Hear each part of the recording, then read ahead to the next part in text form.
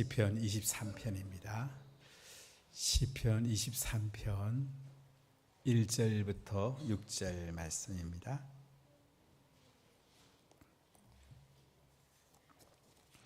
우리 한 목소리로 봉독하겠습니다.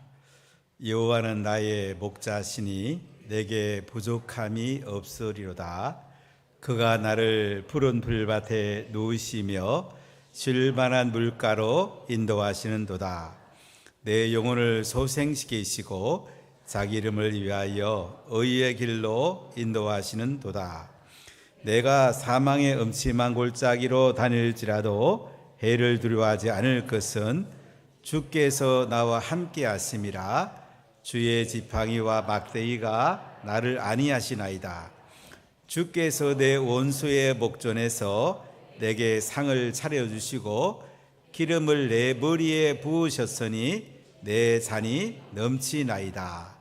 내 평생의 선하심과 인자하심이 반드시 나를 따르리니 내가 여호와의 집에 영원히 살리로다. 아멘. 오늘 아이오노스 찬양단 은혜 너무 많이 받았죠?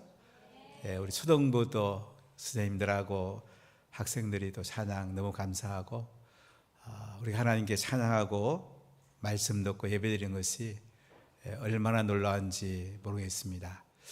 우리가 대한민국에 살고 대한민국 국민이 된 것이 얼마나 좋은지 모르겠습니다.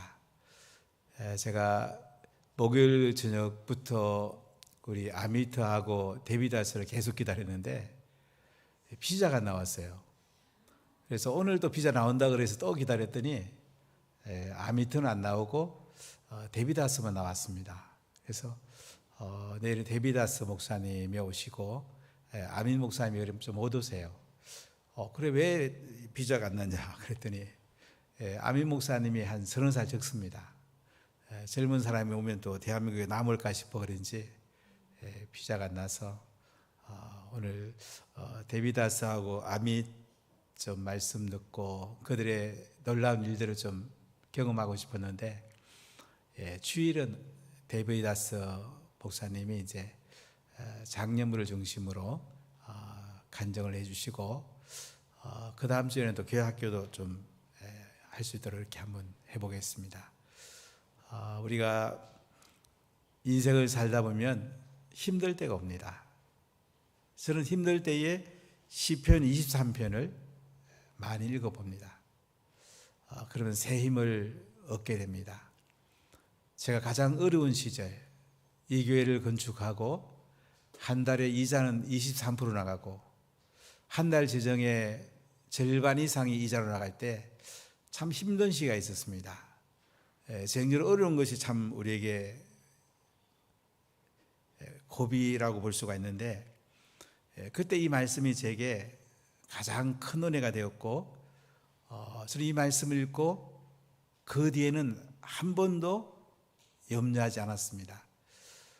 이자는 많이 내야 되고 또 교회 전도는 해야 되고 교회가 세워져야 되는 아주 중요한 시기, 또 재정적으로 너무나 어려운 시기 어떻게 돌파해야 될까 기도하고 또 기도할 때에 어느 날 시편 23편 1절이 제 가슴에 깊이 와닿습니다. 여호와는 나의 목자시니 내게 부족함이 없으리로다. 이 말씀이 제 가슴을 파고 들어왔습니다. 여호와는 나의 목자시니 내게 부족함이 없다고 말씀하세요? 하나님이 나의 목자신데 부족함이 없다고 그러는데 내가 염려할 게 뭐 있냐? 하나님이 알아서 책임 안 지시겠냐? 양은 목자만 잘 따라가면 목자가 다 알아서 먹여주고 입혀주고 다 책임져 주는데 양이 염려할 게 뭐가 있어? 목자가 더 생각을 많이 하시겠지. 목자이신 하나님을 생각해 보니까요, 아무 염려가 안 돼요. 참 신비하대요. 한 달 재정이 그때 한 3천만 원 헌금이 들어오면 1,700만 원 이자를 냈으니까 참 이 교회 세우는 쉽지 않았습니다. 정말 어려웠습니다. 그런데 하나님 말씀하세요. 내가 목자다. 너 양이잖아. 나만 따라와 봐. 내가 책임져 줄게. 먹을 거 다 먹여주고 너 건축하는 거 다 내가 알아서 갚아주마. 주님이 이렇게 말씀하시는 거예요. 그러고는 그때부터는 염려껏. 지금까지 저는 한 번도 염려 안 해봤습니다. 염려한다는 것은 하나님이 목자 되는 것을 의심하는 거잖아요. 그렇지 않습니까? 여호와는 나의 목자신데 그 목자가 다 알아서 이끌어 간다는데, 그분이 책임져 준다는데 내가 염려한다는 것은 목자이신 하나님을 신뢰하지 않는 거구나. 저는 그 깨달음이 왔어요. 제가 하나님을 정말로 신뢰하기 때문에 저는 염려하지는 않습니다. 물론 고심은 합니다. 목회하다 보면 어릴 때가 있죠. 수없이 고심하죠. 그러나 염려하지는 않습니다. 여호와는 나의 목자시니 내게 부족함이 없으리다. 그럼 이 말씀을 믿으십니까? 염려하지 마십시오. 지금 제 정도로 많이 어려운 분이 계실 것입니다. 인생을 살다 보면 많은 고비가 있을 겁니다. 오르막을 올라가야 될 때가 있을 것입니다. 참으로 그 앞에 넘어지고 싶을 때가 있을 것입니다. 그래도 하나님이 나의 목자가 되셔가지고 나를 안아주시고 나를 업어주시고 나를 이끌어 준답니다. 이 시편을 기록한 다윗은 출신이 목동입니다. 어느 날 사무엘 선지자가 다윗의 아버지 이새의 집에 옵니다. 하나님께서 그 아들 중에 기름을 부어가지고 이스라엘 왕을 삼을 계획을 가지고 계셨습니다. 첫째 아들 엘리압에게 기름을 부으려고 그랬더니 하나님이 붓지 말라고 그런 거예요. 두 번째, 세 번째, 네 번째 다 하나님 붓지 말라고 그래요. 집에 있는 아들 다 찾아서 기름 부으려도 붓지 말라고 그러니까 사무엘이 이새에게 물어요. 다른 아들 없냐? 예, 저 양치는 막내 아들이 있습니다. 그 아들 데리고 와라. 다윗에게 사무엘이 기름 부으려고 하니까 하나님이 기름 부으라. 다윗은 하나님께 기름 부음을 받습니다. 그 뒤에 이제 이스라엘과 블레셋 사이에 전쟁이 일어납니다. 형님들이 전쟁터에 가서 싸우게 됩니다. 아버지 이새가 도시락을 줘서 형님들 갖다 드리고 잘 있는지 한번 보고 오라고 합니다. 가봤더니 이스라엘과 블레셋 사이에 이제 전쟁 중에 블레셋 쪽에서 한 2m 70이 되는 골리앗이라는 사람이 나와갖고는 나하고 붙을 사람 한번 나와보라 이거예요. 소리를 치는데도 이스라엘 쪽에는 아무도 못 나갑니다. 이때 다윗이 물맷돌을 들고 나갑니다. 골리앗이 볼 때는 자기는 완전 구장하고 왔는데 다윗은 그냥 한 소년이 물맷돌을 들고 나왔으니까 이 싸움은 인간적으로 보면 골리앗이 이길 수밖에 없죠. 그러나 어떻게 해요? 만군의 여호와 이름으로 돌팔매를 했는데 골리앗의 이 이마가 맞고 골리앗이 쓰러집니다. 다윗이 골리앗의 칼을 빼가지고 목을 자릅니다. 이스라엘 진영에서는 박수소리가 납니다. 이때 다윗이 예루살렘으로 들어오는데 여인들의 찬송소리가 납니다. 사울의 죽인 자는 천천히요 다윗의 죽인 자는 만만이라. 참 사울이 이걸 좋게 봐주면 얼마나 좋겠어요. 나라가 위기가 왔을 때에 다윗이 나라를 건졌구나. 골리앗이라는 그 적군의 장수를 소년이 죽였으니 참 감사할 일이지요. 그런데 사울 왕은 다윗 저놈이 왕 될까 아이가. 그래서 그때부터 사울 왕이 다윗을 죽이려고 많은 자객들을 보냅니다. 다윗은 광야에서 한 10여 년 동안 많은 어려움을 겪습니다. 사울 왕이 죽인 자기에 의해서 수없이 죽임을 당할 뻔합니다. 이 아두람 굴이라든지 이런 곳을 가본 적이 있는데요. 참 그 굴 속에서 많은 고생을 합니다. 다윗이 사울을 죽일 기회도 있었습니다. 그런데 하나님이 세운 분인데 하나님의 기름 부은 분인데 내가 어떻게 손댈 수 있냐. 그래서 죽이지 않습니다. 하나님께서 다윗에게 은혜를 베풀죠. 고난의 기간이 지나고 나니까 사울 왕이 블레셋과 전쟁을 하러 나갑니다. 길르앗 전투에서 사울이 요나단과 함께 전설합니다. 그 후에 다윗이 유다의 왕이 됩니다. 헤브론의 도읍에서 10년 다스리다가 그 뒤에 예루살렘의 도읍을 옮겨서 통일 이스라엘 30년을 더 다스리게 됩니다. 다윗 때의 이스라엘은 가장 부강했습니다. 목동이었던 한 사람이 하나님이 기름을 부어주니까 그를 총기하게 쓰는 걸 볼 수가 있어요. 이스라엘의 왕이 돼갖고 이스라엘을 잘 다스리는 성군이 됩니다. 언젠가 그 이태리 여행을 갔는데 미켈란젤로의 그 다비드상을 보면서, 다윗상을 보면서 많은 생각을 해봤어요. 다윗 참 하나님이 함께한 사람이었죠. 성령의 기름 부음이 있는 사람이었어요. 여러분, 여호와는 나의 목자가 되십니다. 내게 부족함이 없게 하세요. 하나님을 신뢰하면 하나님께서 내 모든 걸 책임져 줍니다. 우리가 믿음을 가져야 됩니다. 여러분, 어렵지 않더라도 하나님을 신뢰하십시오. 내 삶에 더 풍성한 인생, 더 영광스러운 인생이 함께하게 되는 것입니다. 우리 1절 같이 읽어볼까요? 여호와는 나의 목자시니 내게 부족함이 없으리로다. 여호와가 나의 목자예요. 여러분 이름을 한번 넣어보세요. 여호와는 경생의 목자시니. 괜찮죠? 여호와는 경생의 목자야. 여호와는 형국의 목자고, 여호와는 명복의 목자야. 여호와는 남식의 목자. 장르 괜찮죠? 여호와는 대단한 분입니다. 이분이 참 정말 대단한 분이에요. 이 여호와가 얼마나 대단한 분입니까? 여호와란 말은 스스로 있는 자란 뜻이에요. 고대 중동에는 엘이라는 하나님을 창조한 신을 엘이라고 그랬어요. 창세기 1장 1절에 태초에 하나님이 천지를 창조하시니라. 이 하나님은 엘로힘이라고 장은 복수, 동사는 단수로 봤는데 장은 복수라고 그래요. 출애굽기에 가면 이제 여호와라는 단어가 나옵니다. 모세가 하나님 앞에 사명받고 제가 어떻게 이스라엘 백성을 애굽에서 건져낼 수가 있습니까? 그랬더니 내가 건져내겠다.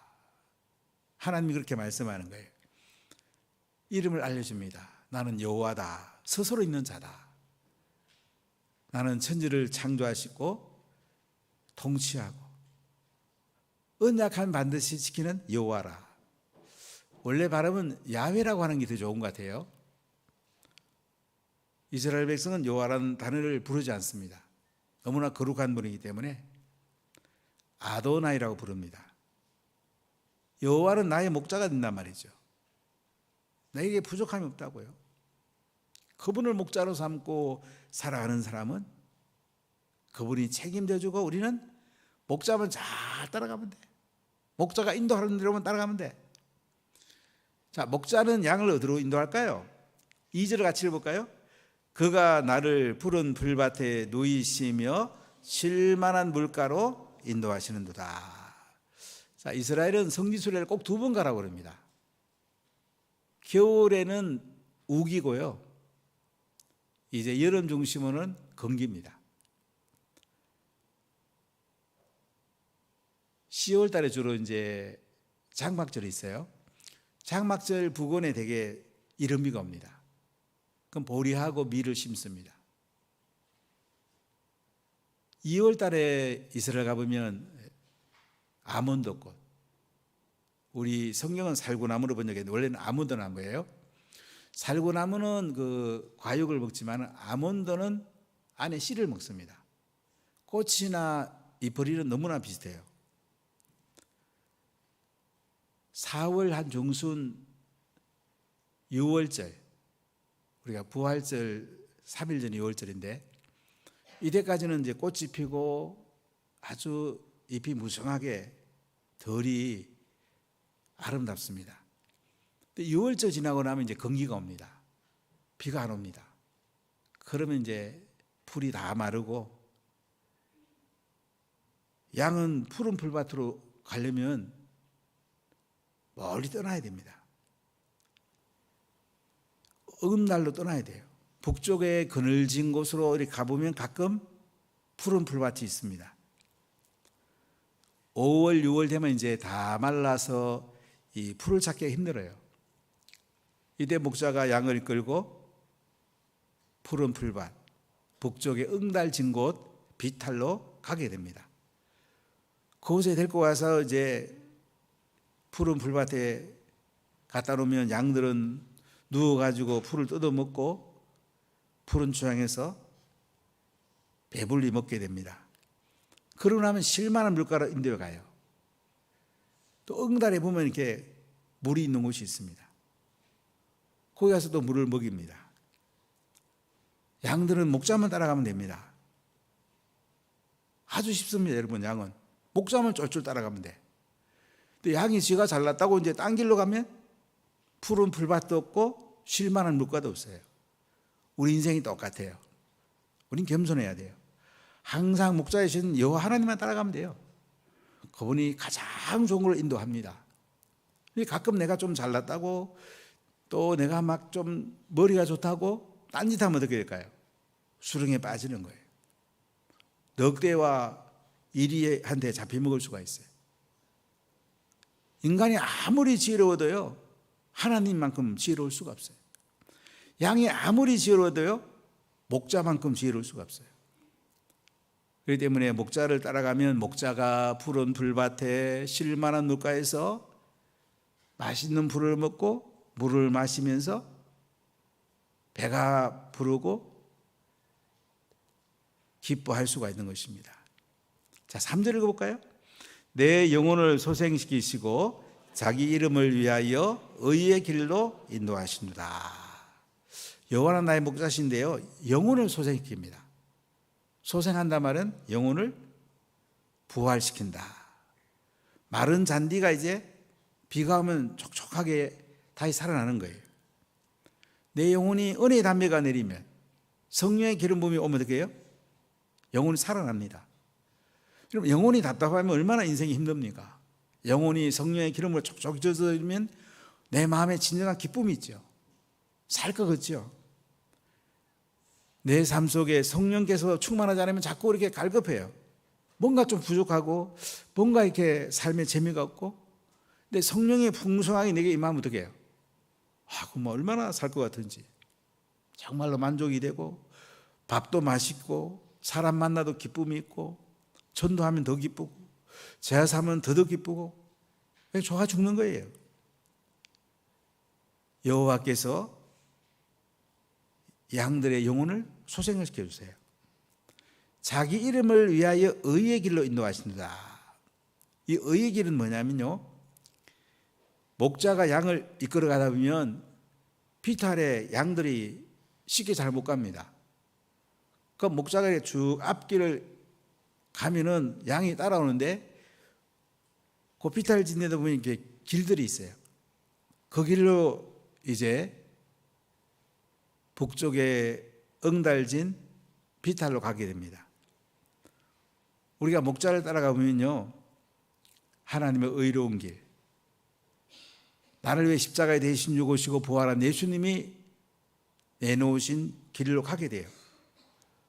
그 길로 가면 어떻게 해요? 구원이 있고 하나님의 기쁨이 있고 하나님의 은혜가 있습니다.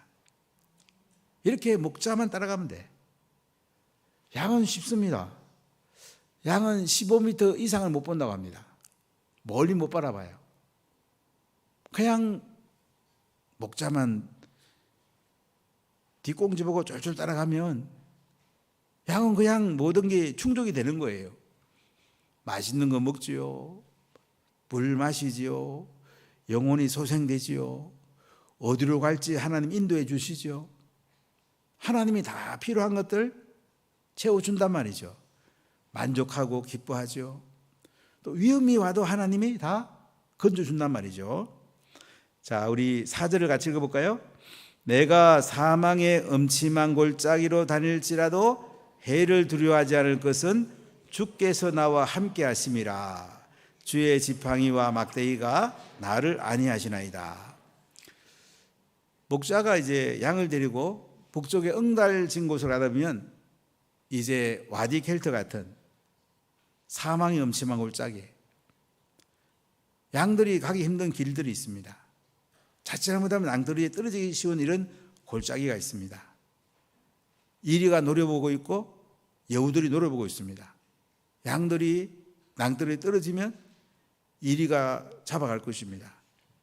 내가 사망의 음침한 골짜기로 다닐지라도 해로운 걸 두려워하지 않을 것은, 사망의 음침한 골짜기로 갈지라도 아무리 어렵고 컴컴한 골짜기를 갈지라도 어떻게 해요? 죽음의 골짜기를 지나가도 어떻게 해요?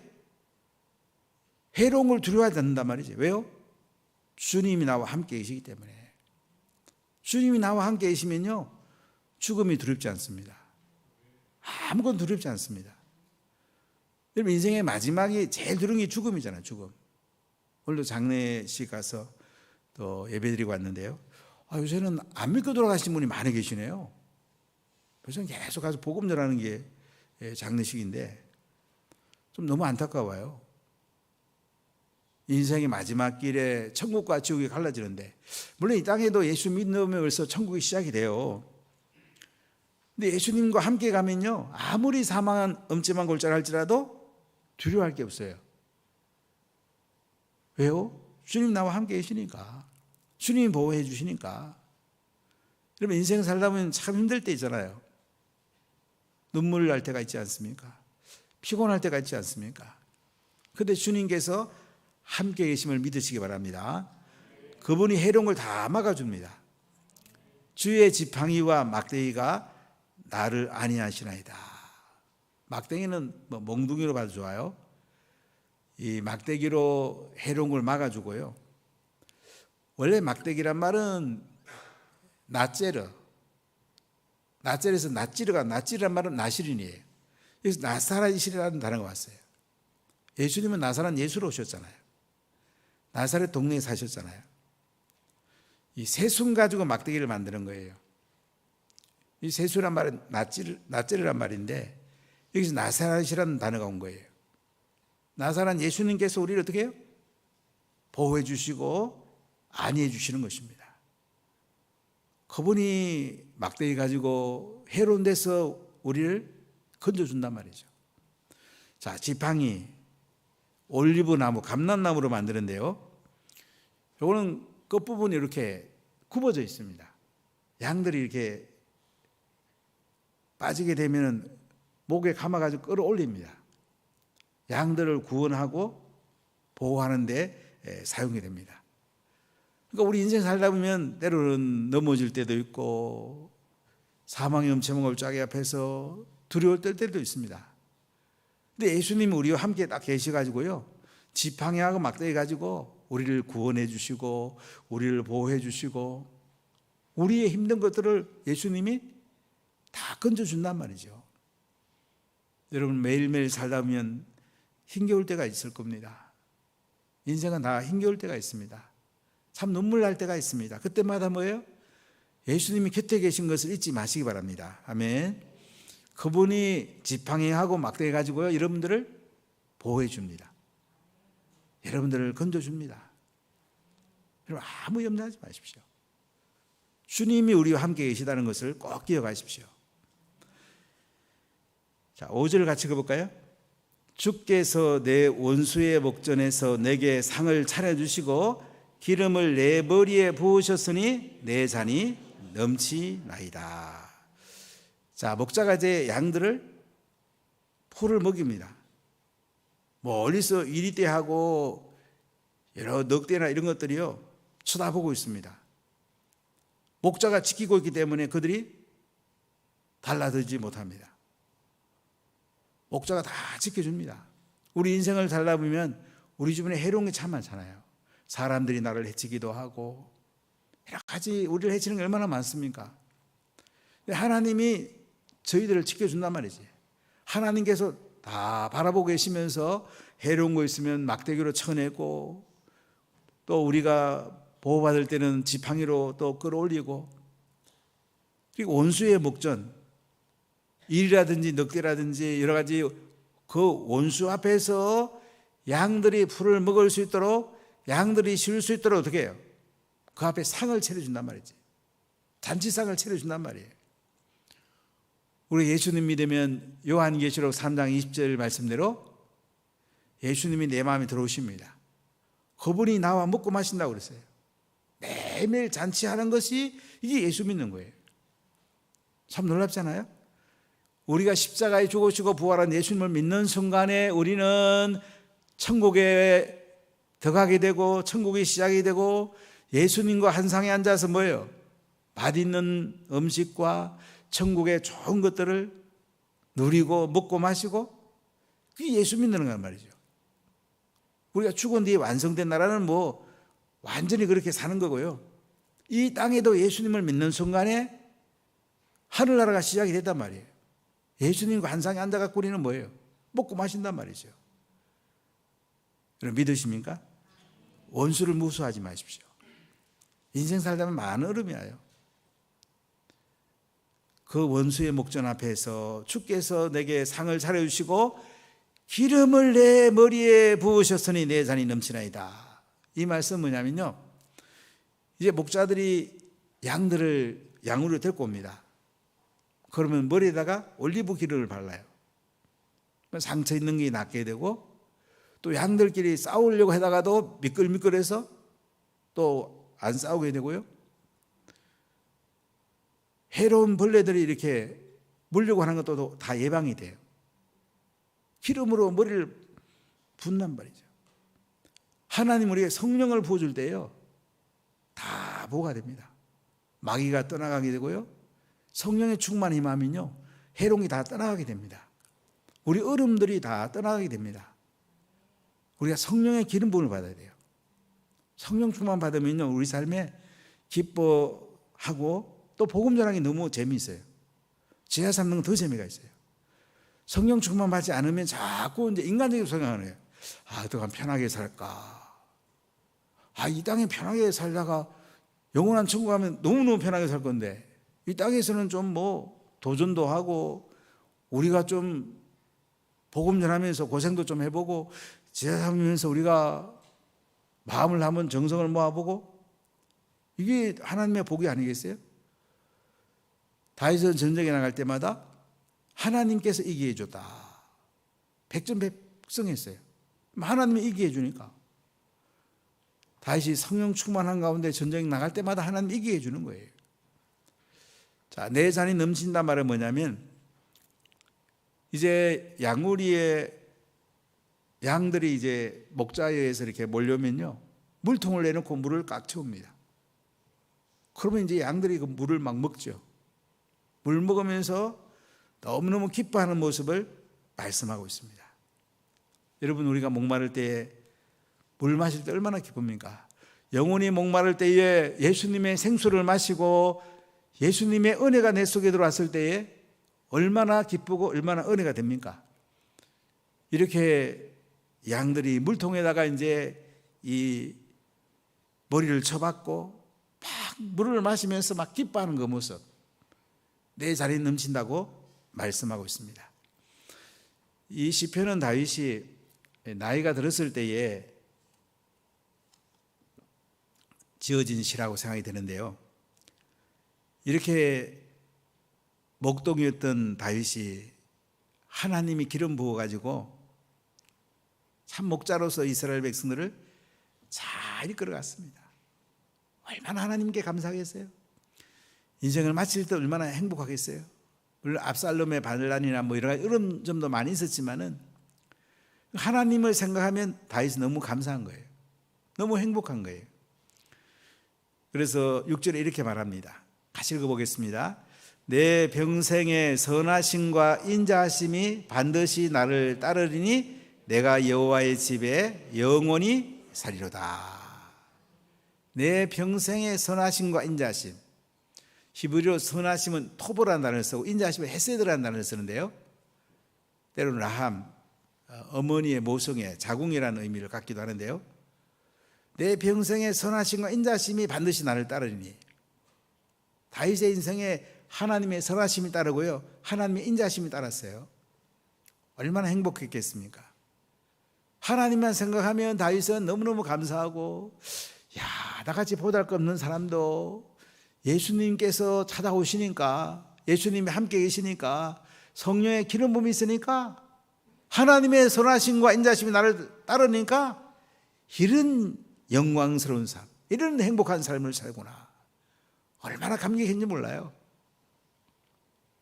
그래서 다윗은 마지막 결단하지 뭐라고요? 내가 여호와의 집에 영원히 살리로다. 여호와의 집은 성전을 말하기도 하고요, 영원한 천국을 말하기도 해요. 여러분, 성전을 사랑하십시오.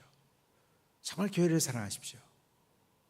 하나님이 세운 가정과 이 교회 두 기관을 사랑하고 그 은혜 가운데 살아가는 것이 너무너무 소중해요. 가정에서 자녀와 함께 가정 식탁 예배 드리고, 교회에 와서 주일 축제 예배, 또 형제 자매 간에 또 셀 성전 예배, 이 3대 예배 드리면서요 기뻐하는 거, 이게 하나님의 은혜예요. 그래서 여호와의 집에 영원히 살겠다고 그러잖아요. 하나님의 성전에서 하나님의 사랑을 받으면서, 하나님의 선하심과 하나님의 인자심을 받으면서, 성령의 기름을 받으면서 행복하게 하나님의 임재가 있는 삶을 살고 싶다는 거예요. 우리 인생의 마지막 끝나고 나면 영원한 하나님 나라에서 예수님과 영원히 함께 사는 것입니다. 목자이신 여호와 하나님과 영원히 사는 거예요. 얼마나 놀랍습니까? 참 대단한 거죠. 정말 예수님의 이름 대단하죠. 예수님 믿은 거 이 한 가지 때문에 우리는 예수님 나라에서 예수님과 영원히 사는 거예요. 이왕 우리가 영원히 살 바에야 상 받는 게 더 안 좋겠어요? 영혼을 구원하고 제자를 삼고 사랑하고 섬기고 하나님의 영광 안에 살면요, 하늘의 상이 커요. 이왕이면 하나님 나라 가서 상도 크게 받고 영원히 하나님 품에 안겨서 잔치 가운데 기뻐하며 우리가 살아야 되지 않겠습니까? 사랑하는 누나 가족 여러분, 혹시 어려운 분들이 계십니까? 영혼이 가란 분이 계십니까? 인생 살다 보면 너무너무 갈급할 때가 있을 것입니다. 어려움을 당할 때도 있을 것입니다. 다윗 많은 어려움을 당했습니다. 10년간 사울 왕으로부터 죽을 고비를 수도 없이 넘겼습니다. 전쟁터에서 수없이 죽을 고비를 넘기면서 전쟁에서 이겨나갑니다. 압살롬이 그를 죽이려고 했을 때 너무너무 고통스러웠을 것입니다. 그러나 다윗은 여호와는 나의 목자시니 내게 부족함이 없으리로다. 그가 나를 푸른 풀밭에 누이시며 쉴 만한 물가로 인도하신도다. 내 영혼을 소생시키시고 자기 이름을 위하여 의의 길로 인도하신도다. 내가 사망의 음침한 골짜기로 다닐지라도 해를 두려워하지 않을 것은 주께서 나와 함께 하심이라. 주의 지팡이와 막대기가 나를 안위하시나이다. 주께서 내 원수의 목전에서 내게 상을 차려주시고 기름을 내 머리에 부으셨으니 내 잔이 넘치나이다. 내 평생의 선하심과 인자하심이 반드시 나를 따르리니 내가 여호와의 집에 영원히 살리로다. 할렐루야. 기도하겠습니다.